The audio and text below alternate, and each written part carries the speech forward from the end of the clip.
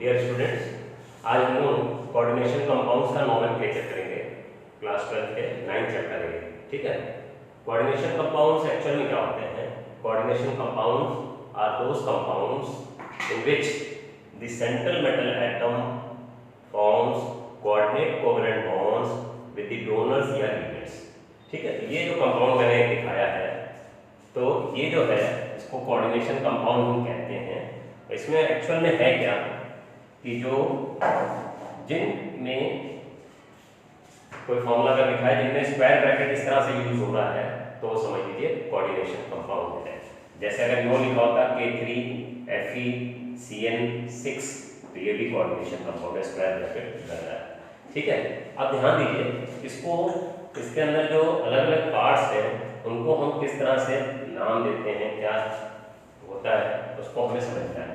ये जो square bracket के अंदर है इसको हम कहते हैं कोऑर्डिनेशन एंटिटी।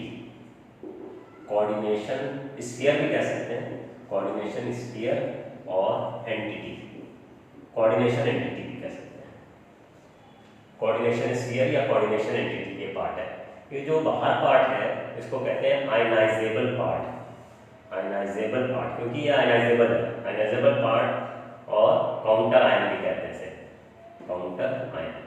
क्योंकि अगर इसको पानी में डाल देंगे, अगर वाटर में डाल देते हैं तो ये टूट जाएगा, CONH3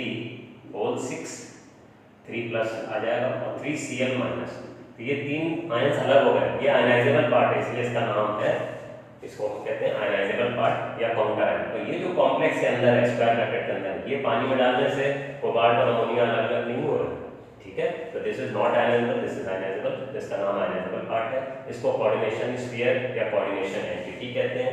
ठीक है, अब इसके अलावा जो ये वाला पार्ट है इसको हम सेंट्रल मेटल कहते हैं। इसको क्या कहते हैं?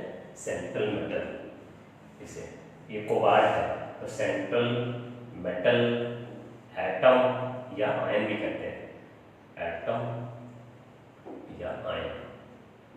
ठीक है, और इसको कहते हैं डोनर या इसको कह सकते हैं लिगेंड, LIGAND, लिगेंड।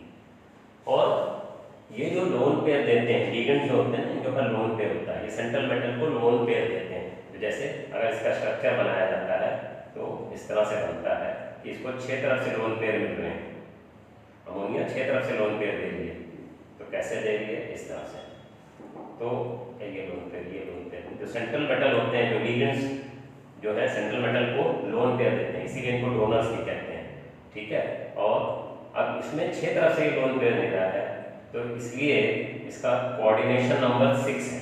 इसको कोऑर्डिनेशन नंबर कहते हैं, कोऑर्डिनेशन नंबर = 6। कितने लोन पेयर दे रहा है कोई? तो 6 लोन पेयर मिल रहे हैं। तो अगर डोनर्स यहाँ पे और होते या कम होते, अगर 2 दे रहे होते तो कोऑर्डिनेशन नंबर 2 होता, 4 लोन पेयर मिल रहे होते तो कोऑर्डिनेशन नंबर 4 होता, 6 लोन पेयर मिल रहे तो कोऑर्डिनेशन नंबर 6 है। ठीक है, तो ये यहाँ से इस तरह से लोन पेयर दे रहे हैं, तो 6 लोन पेयर मिल रहे हैं, इसलिए इसका कोऑर्डिनेशन नंबर इज 6। ठीक है, तो मेन चीजें बता दी हैं कि इसको सेंट्रल मेटल कहते हैं, उसको लिगेंड कहते हैं। ठीक है, बाहर वाले पार्ट को आयनाइजेबल पार्ट या काउंटर आयन कहते हैं। ठीक है, और ये जो स्क्वायर ब्रैकेट के अंदर पूरा होता है इसको हम कोऑर्डिनेशन स्फीयर या कोऑर्डिनेशन एंटिटी कहते हैं। ठीक है, मैं फिर इसको हटा के फिर और आगे से जाता हूँ। ओके स्टूडेंट्स, मैंने आपको समझा दिया किसको क्या कहते हैं। ठीक है ना, क्योंकि वो वर्ड्स बार बार यूज किए जाएंगे, central metal, ligand, ionizable part, coordination sphere या कोऑर्डिनेशन एंटिटी, कोऑर्डिनेशन नंबर, तो ये सब चीजें हमने आपको बता दी। अब इस कंपाउंड को नाम कैसे देते हैं उनके बारे में बात करते हैं। ये इंपॉर्टेंट पार्ट है क्योंकि बोर्ड में क्वेश्चन आता है, नोमेनक्लेचर के ऊपर भी क्वेश्चन आता है। ठीक है, और इसमें कोऑर्डिनेशन कंपाउंड के नोमेनक्लेचर का क्वेश्चन रखा होता है बोर्ड में भी।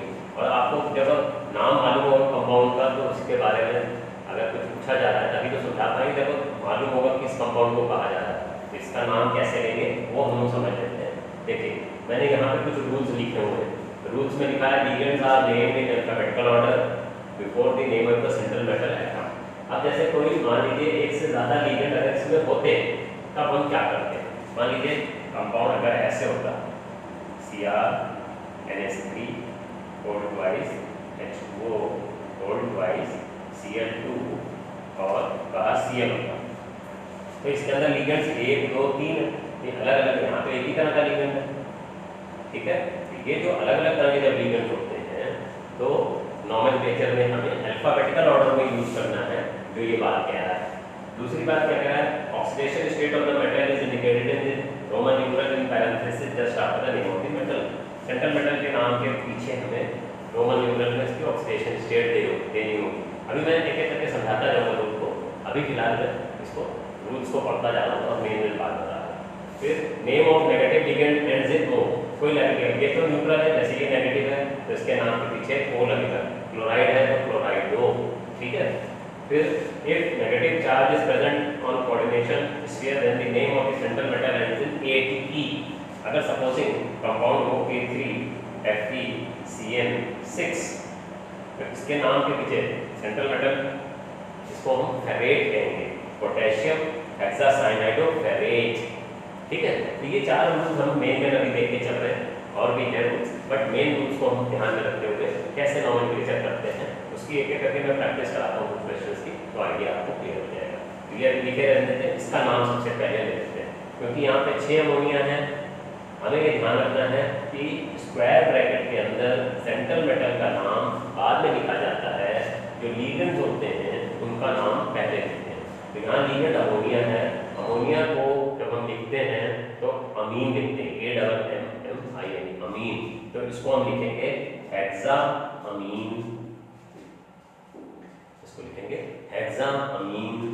फिर ये है कोबाल्ट, कोबाल्ट इसकी ऑक्सीडेशन स्टेट यहाँ पैरेंथेसिस में आ जाएगी, और ये बाहर क्लोरीन है तो इसको क्लोराइड, हमें बाहर नहीं बताना कितने हैं, अंदर का तो हम बताएंगे 6 अमोनिया थे तो हेक्सामीन, अगर 2 क्लोरीन अंदर होते हैं तो डाइक्लोराइडो, 2 बताना पड़ता है, बट बाहर वाले नहीं बता रहे हैं क्योंकि वो ऑक्सीडेशन स्टेट के अंदर समझ में आ जाएगा कितने लगे। तो हमने क्या किया, सबसे पहले लिगेंड का नाम लिखा हेक्सामीन, फिर सेंट्रल मेटल का नाम लिखा, फिर ये था पहले लिगेंड, फिर सेंट्रल मेटल का नाम बाद में लिखोगे स्क्वायर ब्रैकेट के अंदर है, और ये जो स्क्वायर ब्रैकेट के अंदर चीज़ है, और फिर जो बाहर वाला पार्ट है उसको लिखोगे। अब इसकी ऑक्सीडेशन स्टेट कैसे निकलेगी, कोबाल्ट की X मान लेते हैं, अमोनिया की 0 होती है, क्लोरीन की -1 होती है, तो 3 है तो -3 = 0, X = 3, तो यहाँ पे ऑक्सीडेशन स्टेट थर्ड आ गई। तो ये जो फर्स्ट पॉइंट, ये जो सेकंड पॉइंट आ रहा है oxidation state of the metal is indicated in the Roman numeral, वो ये काम हमने कर दिया यहाँ पे। पहला पार्ट जो उसको कह रहा था ligands are named in alphabetical order, तो यहाँ पे अल्फाबेटिकल ऑर्डर वाला हम देख लेंगे, फिलहाल तो एक ही है यहाँ पे, तो इसलिए तो जो लिगेंड है उसका नाम पहले लिखा जाएगा, स्क्वायर ब्रैकेट जब आप नाम लिखना शुरू करोगे तो लिगेंड का नाम पहले लिखोगे, फिर सेंट्रल मेटल का नाम लिखोगे, एंड में जो बाहर का पार्ट है उसका नाम लिखोगे, और ऑक्सीडेशन स्टेट जो सेंट्रल मेटल है उसके जस्ट बाहर लिखोगे। ओके बच्चों, तो थोड़ी बात समझ में आ रही होगी। अब इसको हटा देते हैं, ये हमारा हो गया। अभी आगे पार्ट को लेते हैं जिसके अंदर एक से ज़्यादा तरह के लिगेंड है, ठीक है। तो एक से ज़्यादा तरह के जब लिगेंड होते हैं तो अल्फाबेटिकल ऑर्डर में चलना होगा, तो इसको मैं यहाँ लिख देता हूँ CrNH3 2 H2O 2 Cl2 ये लिखा है। या Br ले लेते हैं प्रैक्टिस करने के लिए, मान लो Br ले लेते हैं, ठीक है। तो अब ये सेंट्रल मेटल है क्रोमियम, और ये सब लिगेंड्स हैं, 2 लोन पेयर ये दे रहा है, 2 ये दे रहा है, 2 ये दे रहा है, सारे मिला के कोऑर्डिनेशन नंबर देखा जाए 6 हो गया, ठीक है। और ये जो है स्फीयर के अंदर है, इसको हम कहेंगे कोऑर्डिनेशन स्फीयर है, जो स्क्वायर ब्रैकेट में ये आइडेंटिकल पार्ट है। अब इसके अंदर इसका नाम ए से शुरू होगा, ये अमीन है, अमोनिया वाले में डबल एन लगता है, NH2 होता है तो सिंगल है, वाटर को एक्वा कहते हैं। अब ये क्लोराइडो कहलाएगा, क्यों क्लोराइडो कहलाएगा, क्योंकि इसके ऊपर नेगेटिव है, इसके ऊपर न्यूट्रल होता है, इसके ऊपर कोई चार्ज नहीं होता, वाटर न्यूट्रल है, सॉरी अमोनिया भी न्यूट्रल है, वाटर भी न्यूट्रल है, क्लोरीन की ऑक्सीडेशन स्टेट -1 होती है, तो इसलिए यहाँ पे इसको क्लोराइडो कहेंगे, क्लोराइडो ओ लगेगा, जो भी जिसके ऊपर ऑक्सीडेशन स्टेट नेगेटिव होती है उसके एंड में नाम के पीछे ओ लग जाता है, क्लोराइड की जगह क्लोराइडो। अंदर की बात कर रहे हैं स्क्वायर ब्रैकेट, बाहर वाले में तो बस ये इसको तो ब्रोमाइड कहेंगे, इसको ब्रोमाइडो नहीं कहेंगे। कॉम्प्लेक्स के अंदर जो लिगेंड्स बने, जो डोनर्स बने, उनके लिए ये रूल है, ठीक है। अब नाम हम अल्फाबेटिकल में अमीन है, एक्वा है, एन पहले आएगा क्योंकि यहाँ भी ए है, यहाँ भी ए है, बट इन दोनों में यहाँ पे सेकंड वाला क्यू आ रहा है, यहाँ पे एम हमारा, ये पहले आ गया तो अमीन पहले आ जाएगा, और 2 है तो डाई अमीन, ठीक है। फिर 2 एक्वा है तो डाई एक्वा, ठीक है। फिर 2 क्लोरीन है तो डाई क्लोराइडो, ठीक है। डाई क्लोराइडो के बाद फिर कंटिन्यू में क्रोमियम, इसकी ऑक्सीडेशन स्टेट आ जाएगी, और ये ब्रोमाइड, ठीक है। तो जैसे इसकी x मान लो, इसकी 0 होती है, वाटर की 0 होती है, क्लोरीन की -1 × 2 तो -2, ब्रोमीन की -1 होती है 0, तो x = 3, ऊपर कोई चार्ज नहीं, = 0 कर दिया तो ऑक्सीडेशन स्टेट 3 आ गया। तो इस तरह से इस कंपाउंड का हम नाम लिख देते हैं।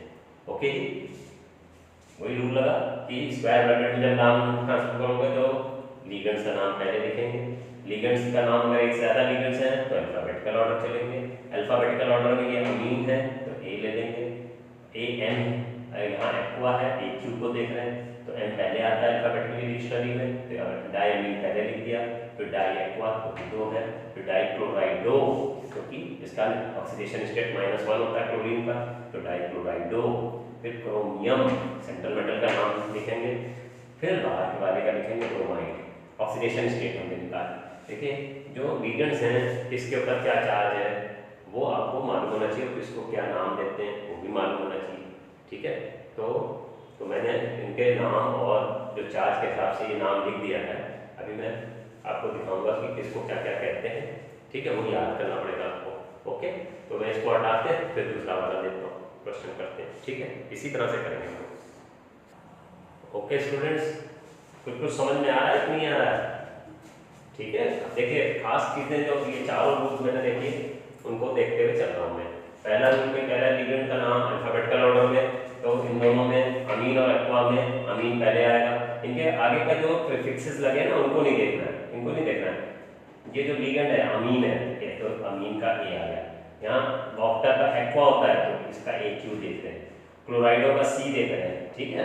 अब इसको इसमें रूल्स में ऑक्सीडेशन स्टेट मेटल के नाम के बाद क्रोमियम के बाद मेटल का नाम आ गया, फिर name of negative ligand end no, ये नेगेटिव लिगेंड है तो इसका नाम, इसके नाम के पीछे O आ गया, ठीक है। अब अगर ये 8 वाला जो केस है अभी इसमें इस नेक्स्ट क्वेश्चन में आएगा तो 3 रूल्स हमारे लग गए। अब आप कहेंगे सर हमें तो मालूम ही नहीं कि ये न्यूट्रल है, ये इसके ऊपर नेगेटिव चार्ज कितना है, तो ये इसके लिए आपको एक मैं लिख देता हूँ कुछ के नाम, कुछ लिगेंड्स के नाम और उनके सिंबल और उनका चार्ज, वो आपको याद करना पड़ेगा। ये NCERT में कुछ मिल जाएंगे और नहीं तो आपको किसी रिफ्रेशर में भी मिल जाएंगे, ठीक है। जो अब मैं अभी जब प्रैक्टिस कराऊंगा तो बहुत सारे अभी 8-10 में और क्वेश्चन प्रैक्टिस कराऊंगा ना, तो उनमें काफ़ी कुछ कवर हो जाएंगे, तो मैं इसको हटा के फिर आपके सामने लिगेंड्स के नाम और वो चार्ज दिखाता हूँ, ठीक है, सिंबल वगैरह। ओके स्टूडेंट्स, कुछ समझ में आया? ये मैंने अब लिगेंड्स के नाम लिखे हैं, लिगेंड्स जो अलग अलग तरह के लिगेंड्स या डोनर्स हैं, लिगेंड्स या डोनर्स भी कहते हैं, ये लोन पेयर देते हैं सेंट्रल मेटल को। तो जैसे अगर क्लोरीन है उसके ऊपर माइनस चार्ज होता है, ये ध्यान रखना, तो क्लोराइडो जो भी जिसके ऊपर नेगेटिव होता है, जिसका ऑक्सीडेशन स्टेट नेगेटिव है, उसके नाम के एंड के पीछे O में it's name in ending O, chloride ना लिख के क्लोराइडो, ठीक है। ब्रोमाइड है तो ब्रोमाइडो, इसमें -1 चार्ज आता है। NO2 जो होता है अगर ब्रैकेट के अंदर है तो समझ लो इसमें -1 चार्ज है, उसको नाइट्राइटो N कहेंगे क्योंकि ये लोन पेयर N से दे रहा है। इसको ऐसे भी लिखा जा सकता है, यहाँ O से दे सकता है, तो जब O से देगा तो नाइट्राइटो O, जब N से लोन पेयर दे रहा है तो NO2 लिखा होगा तो N से दे रहा है, ONO लिखा होगा तो नाइट्राइटो O, तो यहाँ पे O से लोन पेयर दे रहा है। OH अगर ब्रैकेट के अंदर है तो वो हाइड्रोक्सो लिखा जाएगा, अंडरस्टूड है, उसके ऊपर नेगेटिव चार्ज है। जैसे नो दिया होता, इसको पहले वाले रूल को हटा देते हैं, ये तो हमें मालूम ही है, तो इसमें यहाँ पे हम समझा देते हैं, पहला रूल दूसरा रूल भी मालूम ही है, तो हम इसके यहाँ पे 2-3 चीज़ें साथ साथ इसके समझाते चले आपको रूल का। कि जैसे मान लीजिए OH की बात कर रहे थे, कहीं लिखा है K3Fe4 लिखा है, या जिंक का केस में K2ZnOH4 लिखा है, ठीक है। तो अब ध्यान दीजिए पोटेशियम पहले लिखा है तो पोटेशियम का नाम आ जाएगा, पोटेशियम। अब ये जो सेंट्रल मेटल है, इसका नाम बाद में आना है। OH यहाँ पे देखिए कहीं पे नेगेटिव शो नहीं हो रहा था, इसलिए ध्यान रखना है OH के ऊपर -1 चार्ज होता है, इसकी ऑक्सीडेशन स्टेट -1 लेंगे। तो और OH के लिए हम हाइड्रोक्सो लिखते हैं, तो लिखेंगे तो 4 बार है तो टेट्रा हाइड्रोक्सो। और जो सेंट्रल मेटल यहाँ पे +2 चार्ज आ रहा है तो यहाँ -2, अगर स्क्वायर ब्रैकेट के ऊपर, ये बहुत इंपॉर्टेंट पॉइंट है, ध्यान रखिए, थोड़ा मैं बता दूंगी, अगर स्क्वायर ब्रैकेट के ऊपर या कोऑर्डिनेशन कॉम्प्लेक्स के ऊपर नेगेटिव चार्ज आता है तो जो सेंट्रल मेटल है उसके नाम के पीछे ATE लग जाता है, ये याद रखना है स्टूडेंट्स। देखिए ठीक है, तो ये पोटेशियम लिख दिया, फिर क्योंकि स्क्वायर ब्रैकेट के अंदर लिगेंड्स का नाम पहले आता है तो टेट्रा हाइड्रोक्सो, क्योंकि OH को हम हाइड्रोक्सो कहेंगे, हाइड्रोक्सिल आयन को हाइड्रोक्सो, क्योंकि एंड वो लगा रहे हैं क्योंकि इसके ऊपर नेगेटिव ऑक्सीडेशन स्टेट होती है, टेट्रा हाइड्रोक्सो। और जिंकेट, जिंक के एंड में जिंकेट ATE लगाना है अगर कॉम्प्लेक्स के ऊपर नेगेटिव चार्ज आ रहा हो तो, ठीक है। और फिर ऑक्सीडेशन स्टेट लिखेंगे, ये पोटेशियम का 2 हो गया, जिंक का X हो गया, यहाँ -4 = 0। ये मैंने चार्ज अपने मन से लगाया था, इसको अगर हटाएंगे तो +2 इस पे चार्ज हो गया, तो ये -2 होगा, तो ये तो कोई चार्ज है ही नहीं, ये तो मैंने समझाने के लिए लगाया था। तो +2x -4 = 0, तो x = 2, ऑक्सीडेशन स्टेट यहाँ पे सेकंड आती है। देख रहे हैं यहाँ पे हमने जिंकेट लगाया है क्योंकि कॉम्प्लेक्स के ऊपर नेगेटिव चार्ज आ रहा है तो सेंट्रल मेटल के नाम के पीछे ATE लग जाता है। बट अगर ऐसा ना होता, अगर कॉम्प्लेक्स हमारा दूसरी तरह से होता, मान लीजिए हमारा सिंपल कॉम्प्लेक्स ऐसे होता MnNH3O6Cl2, ठीक है, तो हम क्या कहते हैं हेक्साअमीन मैंगनीज ऑक्सीडेशन स्टेट क्लोराइड, ठीक है। अब इसमें मैंगनीज लिख रहे हैं, इसमें तो 8 नहीं लगा रहे, क्यों? क्योंकि इस कॉम्प्लेक्स के ऊपर अगर ये -2 होगा तो इस कॉम्प्लेक्स पे पॉजिटिव चार्ज है, तो अगर कॉम्प्लेक्स पे पॉजिटिव चार्ज है तो हम उसके नाम के पीछे ATE नहीं लगाते हैं, जो नाम है वही लिखे, मैंगनीज है तो मैंगनीज है, कोबाल्ट है तो कोबाल्ट है, क्रोमियम है तो क्रोमियम है। बट अगर किसी कॉम्प्लेक्स के ऊपर नेगेटिव चार्ज आता है तो उसके केस में सेंट्रल मेटल के नाम के पीछे ATE लग जाता। अगर इसके केस में होता, अगर आगे कुछ लिखा होता तो मैंगनीज हो जाता, अगर क्रोमियम होता तो क्रोमिएट हो जाता। तो अब यहाँ पे ऑक्सीडेशन स्टेट इसकी कितनी आ रही है, x + 0 -2 = 0, x = 2, तो मैंगनीज सेकंड। रूल्स वही फॉलो कर रहे हैं, जो लिगेंड है अगर स्क्वायर ब्रैकेट के अंदर लिखना शुरू करोगे तो लिगेंड का नाम पहले, बट यहाँ पर पोटेशियम स्क्वायर ब्रैकेट के पहले था, बाहर था तो उसका नाम पहले आ गया। 4 OH है, हाइड्रोक्सो है, जिंक के नाम के पीछे ATE लग गया क्योंकि कॉम्प्लेक्स के ऊपर नेगेटिव चार्ज आएगा, ये +2 है तो ये -2 है। कॉम्प्लेक्स में नेगेटिव चार्ज कब होगा, क्योंकि कॉम्प्लेक्स वाला पार्ट थोड़ा पीछे, आगे कुछ और लिखा हुआ है। अगर कॉम्प्लेक्स पहले लिखा है और बाद वाला आयनाइजेबल पार्ट यहाँ पीछे है तो फिर कॉम्प्लेक्स में पॉजिटिव चार्ज आएगा। तो इस तरह से ये 4th यूनिट हमने अप्लाई कर लिया जो ATE का यूज करते हैं, ठीक है। तो अब हम 1-2 केस और ले लेते हैं तो आपको और चीजें क्लियर हो जाएंगी। तो थोड़ा सा मैं लिगेंड्स के बारे में समझा रहा था, तो लिगेंड्स के बारे में थोड़ा सा और समझा देता हूँ, ठीक है। तो जब लिगेंड्स के बारे में क्लियर हो जाएगा तो जो हम प्रैक्टिस करेंगे 8-10 क्वेश्चंस वो आपको साफ-साफ समझ में आ जाएंगे, ठीक है। मैं इसको थोड़ा सा और साफ सा लिख के फिर आपको समझाता हूँ, ओके जी। हाँ जी स्टूडेंट्स, ठीक है, थोड़ा समझ में आ रहा है, बहुत धीमे-धीमे समझा रहा हूँ मैं। एनीवे ये जितने मैंने लिगेंड्स लिखे हैं, ठीक है, इनके बारे में, इनके ये सिंबल हैं, इनके ये ऑक्सीडेशन स्टेट्स हैं, इनके ये नाम हैं, ये आपको याद रखने पड़ेगा, रट्टाफिकेशन तो करना ही पड़ेगा, ठीक है। अब क्या है कि जैसे यहाँ पे मैंने OH के ऊपर हाइड्रोक्सो आ गया, HCN है उस पर -1 चार्ज होता है, थायोसाइनेटो। अगर NCS लिखा है क्योंकि इसके ऊपर S पे भी लोन पेयर होता है, N पे भी, तो अगर S से देगा तो थायोसाइनेटो, N से लोन पेयर देगा तो आइसोथायोसाइनेटो। कार्बोनेट अगर ब्रैकेट के अंदर है तो कार्बोनेटो, लिगेंड की तरह काम कर रहा है। सल्फेट है तो सल्फेटो, क्योंकि जिस पे नेगेटिव होगा उसके ऊपर उसके नाम के पीछे O लगा होगा।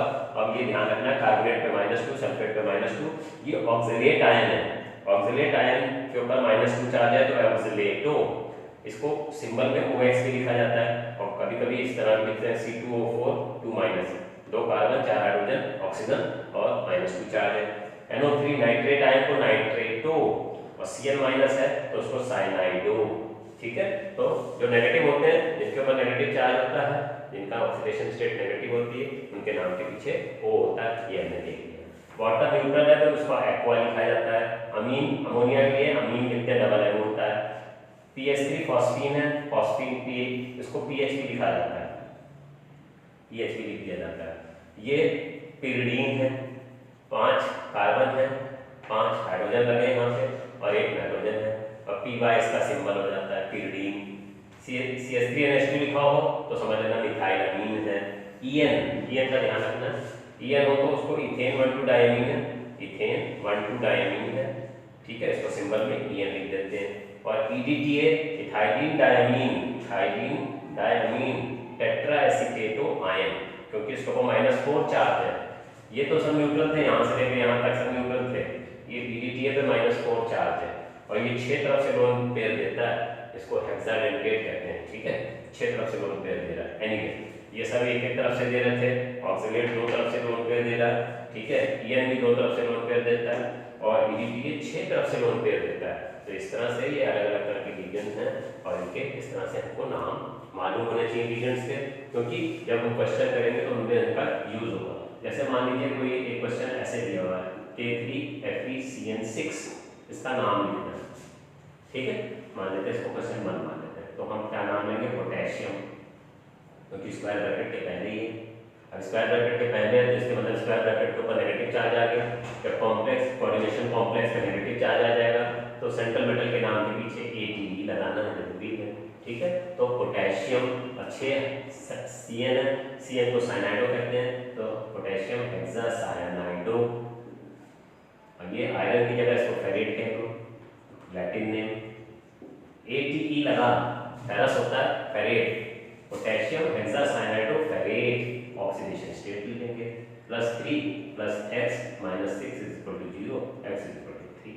इसकी ऑक्सीडेशन स्टेट रोमन नंबर में सेंट्रल मेटल के नाम के पीछे लिख दिया। ठीक है, तो पहले जो लिखा था पोटेशियम वो पोटेशियम लिख दिया, हमें उसमें नहीं बताना, बाहर वाले में नहीं बताना कितने हैं, ट्राई पोटेशियम में लिखना है। इधर कोई चीज होती है पीछे लिखी होती है तो उस पर हम ये नहीं बताते कितने हैं, बस क्योंकि वो ऑक्सीडेशन स्टेट से क्लियर होती है। 3 है तो इसलिए 3 + x - 6 = 0, तो ये फेरेट। ठीक है, सेंट्रल मेटल के नाम के पीछे ATE लग गया। ठीक है, एक क्वेश्चन और देख लेते हैं इसी तरह का, जैसे K3AgCN4।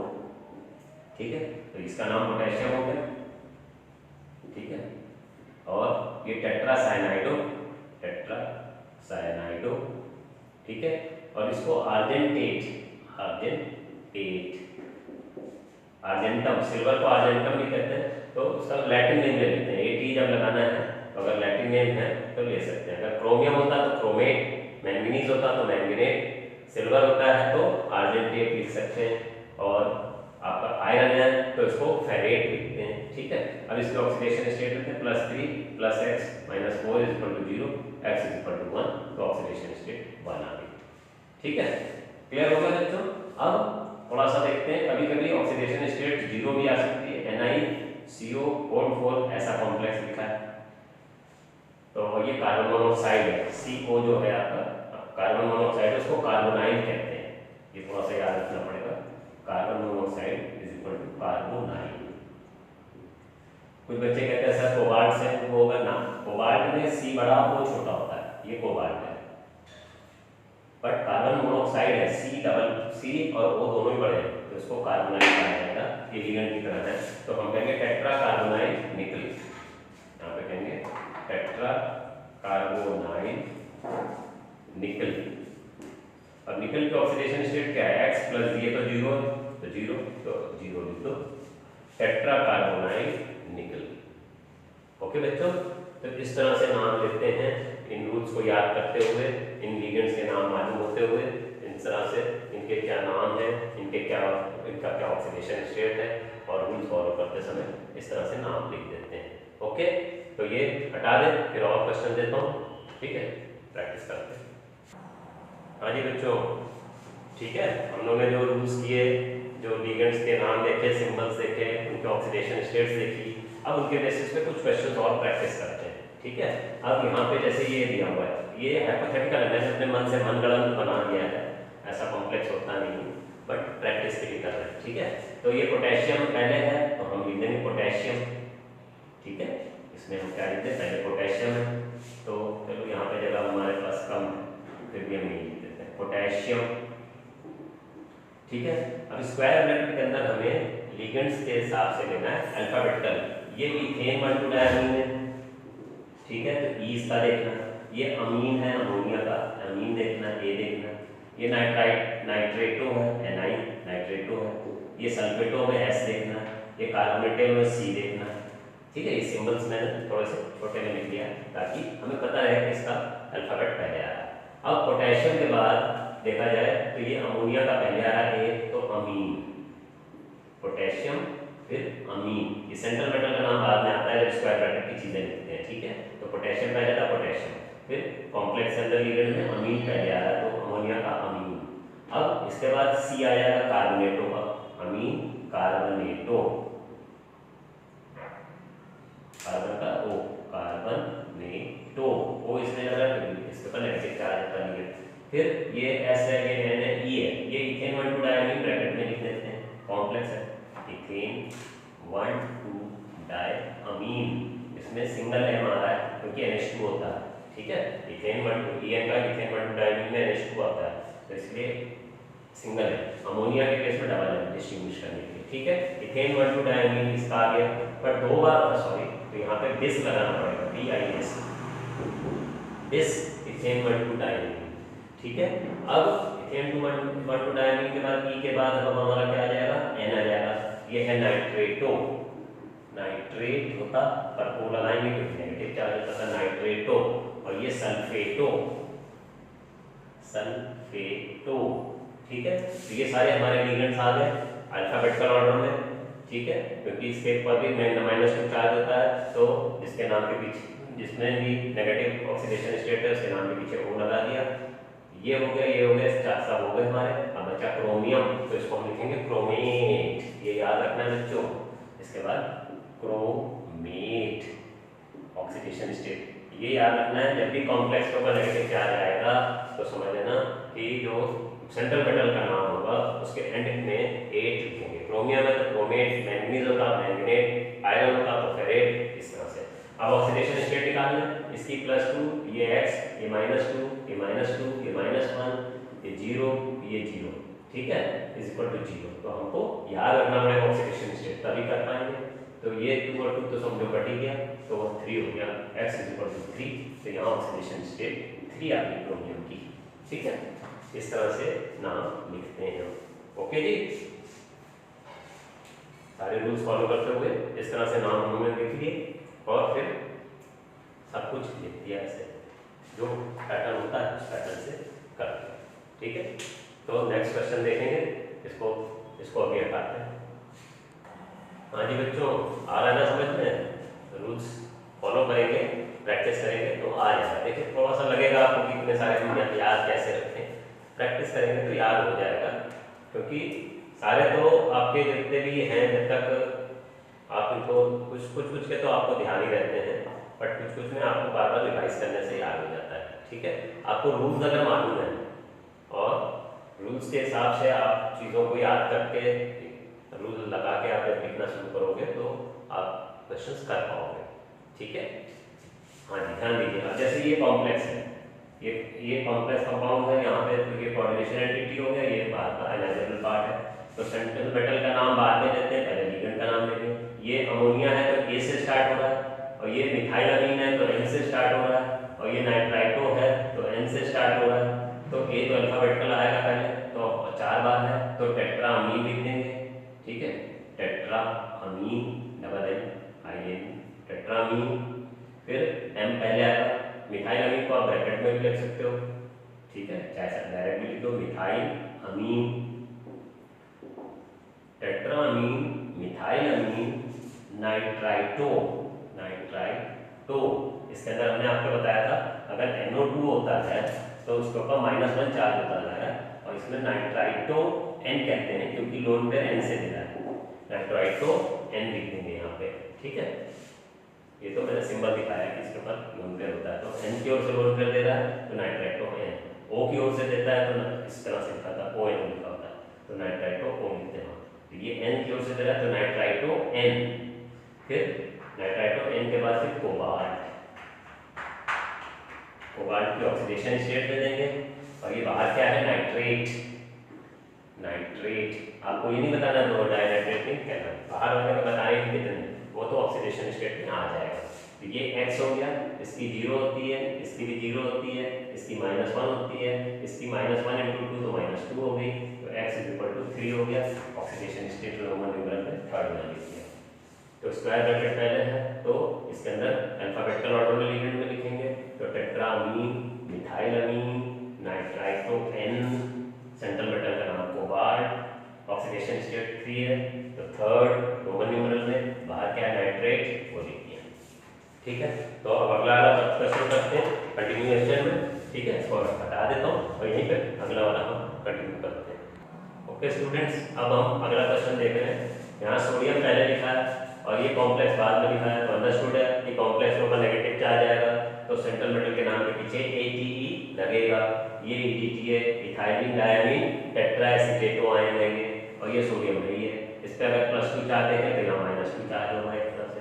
ठीक है, पानी में डालोगे तो सोडियम Na+ बन के लड़ जाएंगे, इसके ऊपर -2 चार्ज आ जाएगा, तो इसको लिखेंगे सोडियम। ठीक है, अब स्क्वायर ब्रैकेट के अंदर लिगेंड पहले लिखेंगे, तो ये कॉम्प्लेक्स लिगेंड है, बहुत सारी चीजें लगी हुई हैं इसमें, तो इसको ब्रैकेट में भी हम कर सकते हैं आसानी के लिए। इसका नाम हो जाएगा ethylene diamine, ethylene diamine. Ethylene diamine मतलब जैसे ये CH2 NH2, इधर भी H होता है, इधर भी H होता, तो ये इथाइलिन डायमीन होता। बट अभी क्या है, इसके अंदर EDTA में क्या है कि हाइड्रोजन रख के एसीटेट लगा दिया, यहाँ पे एसीटेट आयन लगा दिया CH2CO-, इधर भी एसीटेट लगा दिया CH2CO-, इधर भी लगा दिया CH2CO-, ऐसे इधर लगा दिया CH2CO-, इसलिए इसको हम कहेंगे इथाइलिन डायमीन टेट्राएसीटेटो, टेट्राएसीटेटो, क्योंकि नेगेटिव चार्ज चला है, -4 चार्ज चला होता है EDTA पे, तो वो लगेगा एसीटेटो, और फिर क्योंकि कॉम्प्लेक्स में नेगेटिव है तो निकलेट, निकलेट। ऑक्सीडेशन स्टेट क्या हो जाएगी 2 + x - 4 = 0, x = 2। ठीक है ना, देख रहे ऑक्सीडेशन स्टेट आपको सबकी मालूम है, इसलिए आप इसके अंदर सेंट्रल मेटल के नाम के पीछे पैरेंथेसिस में उसकी ऑक्सीडेशन स्टेट रोमन न्यूमरल में लिख देंगे। ठीक है, बार बार रूल्स को अप्लाई करेंगे तो याद भी हो जाएंगे। सिंपल मैनर में मैंने समझाया है, कुछ क्वेश्चंस में देखिए। ठीक है, तो ये भी आपका क्वेश्चन आपका हो गया, इसको हटा देते हैं, फिर नेक्स्ट क्वेश्चन ले लेते हैं एग्जाम्पल। ओके स्टूडेंट्स, एक और एग्जाम्पल ले लेते हैं। ठीक है, रूल्स के बेसिस पे हम क्वेश्चंस को सॉल्व कर रहे हैं, तो जितने ज़्यादा प्रैक्टिस करोगे उतने रूल्स भी याद हो जाएंगे। ठीक है, आपको आसान लगने लगेगा, प्रैक्टिस की बात है। देखिए, हमने बताया कि ये सेंट्रल मेटल प्लैटिनम है, ये सब लिगेंड्स हैं, ये पहले आया है और ये बाद में आ रहा है।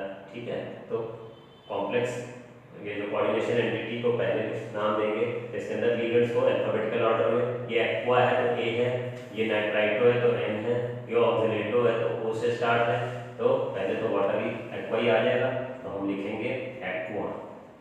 ठीक है, आप चाहे कैपिटल लेटर से लिखो और चाहे स्मॉल लेटर से स्टार्टिंग करो, क्योंकि एनसीईआरटी ने दोनों ही यूज किए, कहीं कहीं स्मॉल लेटर से स्टार्टिंग की है और बहुत से क्वेश्चंस के अंदर कैपिटल लेटर से किए, तो दोनों ही एक्सेप्टेबल है।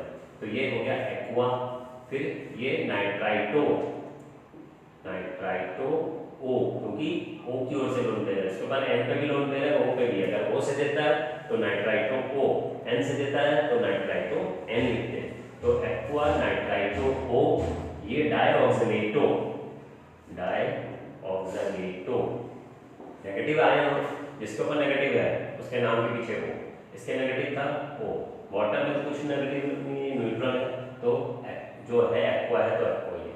ठीक है, aqua nitrito O dioxalato platinum, platinum, क्योंकि कॉम्प्लेक्स के ऊपर यहाँ पे जैसे देखा जाए माइनस है तो ये प्लस की कहा जा रहा है एक तरह से, पानी में डाल दें तो ये सल्फेट -2 होकर आ जाएगा, ये +2 कॉम्प्लेक्स में चार्ज आ जाएगा। तो हमें मालूम है कि अगर पॉजिटिव चार्ज होता है तो जो नाम होता है सेंट्रल मेटल का वो एज इट इज रहता है। अगर कोई चीज़ आगे होती पीछे ना होके तो फिर कॉम्प्लेक्स के ऊपर नेगेटिव चार्ज आता, स्क्वायर ब्रैकेट के ऊपर नेगेटिव आता, तो उस केस में सेंट्रल मेटल के नाम के पीछे ATE लिखते, जैसे प्लेटिनेट लिखते उस केस में, ठीक है। तो बट यहाँ पे तो सिंपल लिख रहे हैं, जैसे अगर ये ऐसे होता K2PtCN6 अगर होता तो लिखते पोटेशियम, ठीक है, हेक्सासाइनाइडो प्लेटिनेट, ठीक है। ऑक्सीडेशन स्टेट +2 + x - 6 = 0, x = 4, ठीक है। तो यहाँ पे देख रहे हैं प्लेटिनेट लिख रहे हैं, AT लग रहा है क्योंकि कॉम्प्लेक्स के ऊपर -2 चार्ज आ रहा है यहाँ +2, बट यहाँ पे तो ये पॉजिटिव पार्ट आ रहा है तो प्लेटिनम एज इट इज जो नाम है, ठीक है। और उसकी ऑक्सीडेशन स्टेट और बाहर सल्फेट है तो सल्फेट दे दिया, इज इट ओके। तो ये मैंने ऐसा कंपाउंड हो ना हो बट मैंने प्रैक्टिस के लिए आपको ऐसा कंपाउंड दिया। अब इसकी ऑक्सीडेशन स्टेट निकाल लेते हैं, x + 0 - 1, और ये ऑक्सीडेट की -2 होती है तो -2 × 2 = -4, इसकी भी -2 होती है तो = 0, तो x = 7 आ रहा है। तो ऐसा कंपाउंड नहीं है बट हमने प्रैक्टिस के लिए आपको देखी, इसलिए इसका ऑक्सीडेशन स्टेट 7 आ रहा है, तो ये 7 आ गया। वैसे तो प्लेटिनम की या तो 2 आएगी, 4 आएगी, 6 आएगा, तो ये हमने प्रैक्टिस कराई है केवल ऑक्सीडेशन स्टेट से, प्रैक्टिकल कंपाउंड ऐसा नहीं होता, ठीक है। तो ये हो गया एक्वा नाइट्राइटो डाइऑक्सीडेटो प्लेटिनम, बाहर सल्फेट है तो सल्फेट, ऑक्सीडेशन स्टेट निकाल ली, और 7 आई तो 7 जो भी आई है वो लिख देंगे, ओके। तो यहीं तक इसको रखते हैं ये वाला इस क्वेश्चन को। अब अगले क्वेश्चन को देखते हैं, नेक्स्ट तरह के क्वेश्चन बच्चों। ओके बच्चों, काफी मैंने रूल्स के हिसाब से क्वेश्चन आपको प्रैक्टिस करा दी। ये वाले क्वेश्चन थोड़ा अलग प्रैक्टिस अलग तरह के हैं, इसमें इसको कहते हैं कैटायनिक एनायनिक कॉम्प्लेक्स, इसको कहते हैं कैटायनिक एनायनिक कॉम्प्लेक्स या कोऑर्डिनेशन कंपाउंड कह सकते हैं, ठीक है। ये कैटायन वाला पार्ट है, ये एनायन वाला पार्ट है। तो इसके अंदर हम नाम कैसे लेते हैं वो मैं समझा देता हूँ आपको। इसमें क्या होता है कि पहले Cn की -1 होती तो 6 हो गया, तो ये -6 है। कोबाल्ट को अपने मन से ऑक्सीडेशन स्टेट दे देते हैं, 1 2 3 में कुछ दे दो, ज़्यादातर 2 या 3 देते हैं। तो मान लेते हैं कोबाल्ट को हमने 3 दे दी, तो ओवरऑल चार्ज इस पर -3 आ गया, इस पर -3 है तो इस पर +3 है, ठीक है। तो अब क्या होगा, जब इस पर +3 चार्ज आ गया, वाटर की 0 होती है तो आयरन की ऑक्सीडेशन स्टेट क्या रहेगी, तो ये हमको अपने मन से करना पड़ता है क्योंकि दोनों की ऑक्सीडेशन स्टेट अननोन है और एक ही के अंदर 2 अननोन आ गए एक ही क्वेश्चन में, तो सॉल्व करना दिक्कत है। तो इसलिए हम क्या करते हैं, इस पीछे वाले को पहले हमको अपने मन से नंबर दे देते हैं ऑक्सीडेशन स्टेट। हमने अभी 3 दी है तो ये आ गया, ठीक है। तो अभी इसका नाम क्या हम लिखेंगे, ये इसका पहले नाम लिखेंगे, ये पहले लिखा है ये बाद में। तो ये इसमें कॉम्प्लेक्स के अंदर हमें लिगेंड का नाम पहले लिखना है, तो ये हो गया हेक्साअमीन, हेक्सा एक्वा, सॉरी दोनों ये रहेंगे, hexa aqua iron, oxidation state बाद में देखना, 3 निकालिए तो 3rd लिख देते हैं। फिर हेक्सासाइनाइडो, हेक्सासाइनाइडो, और ये मेटल इसके ऊपर नेगेटिव चार्ज चढ़ा है तो सेंट्रल मेटल के नाम में AT लग जाएगा, कोबाल्टेट, कोबाल्टेट, इसकी ऑक्सीडेशन स्टेट भी हमने 3 ली, ठीक है। सपोजिंग इसी को अगर हम इस तरह ले लेते, CN6 है, ठीक है, इसके अंदर ये तो -6 है, ये इसको हम 3 की जगह अगर मान लेते हैं 2 ले लेते या 4 ले लेते, ठीक है।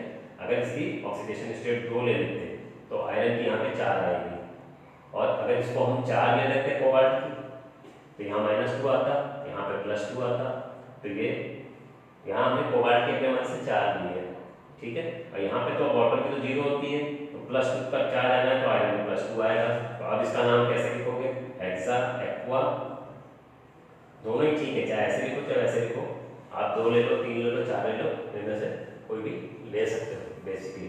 तो hexa aqua iron, oxidation state हमने 2 लिखी, ठीक है। हेक्सासाइनाइडो, हेक्सासाइनाइडो कोबाल्टेट, ऑक्सीडेशन स्टेट हमने यहाँ पे फॉर्म की, ठीक है।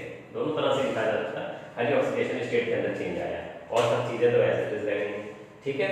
इसको हटाता हूँ, एक दूसरा क्वेश्चन और उठाता हूँ।